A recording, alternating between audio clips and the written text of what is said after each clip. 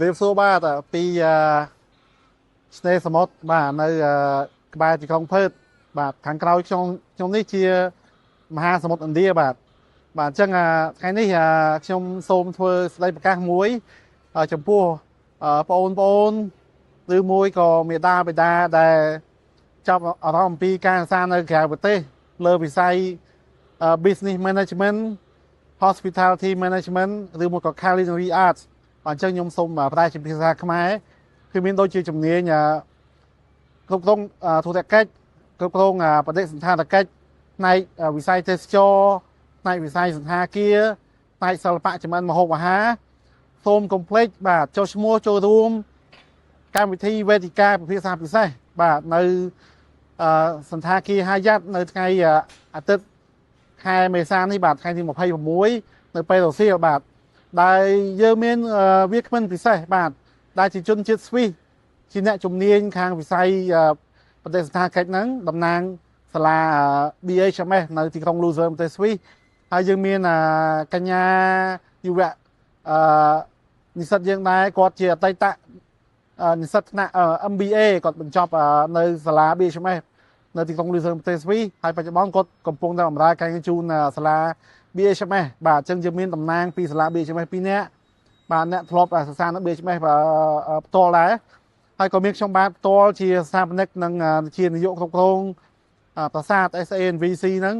បាទចូលរួមជាអ្នកសម្របសម្រួលបាទអញ្ចឹងកម្មវិធីនេះគឺពិសេសមែនទែនហើយខ្ញុំបាទផ្ទាល់ហ្នឹងក៏ធ្លាប់បានទៅសិក្សានៅប្រទេសស្វីសជិត1ឆ្នាំដែរបាទអញ្ចឹងយើងបង្កើតវេទិកានេះឡើងគឺមានសន្តិអ្នកជំនាញនៅប្រទេសស្វីសបាទអញ្ចឹងកម្មវិធីនេះគឺបងប្អូនឬក៏មេដាបេដាសិស្សបាទអាចចុះឈ្មោះចូលរួមដោយមិនគិតថ្លៃហើយនឹងមានឱកាសអ្វីខ្លះឱកាសហ្នឹងគឺអាចមានឱកាសបានអាហារូបករណ៍រហូតដល់8000 ស៊ីហ្វ្រង់អាហ្នឹងវាក្បែរជិត$10000អមេរិកហើយពីភ្នាក់ងារខាងប្រាសាទ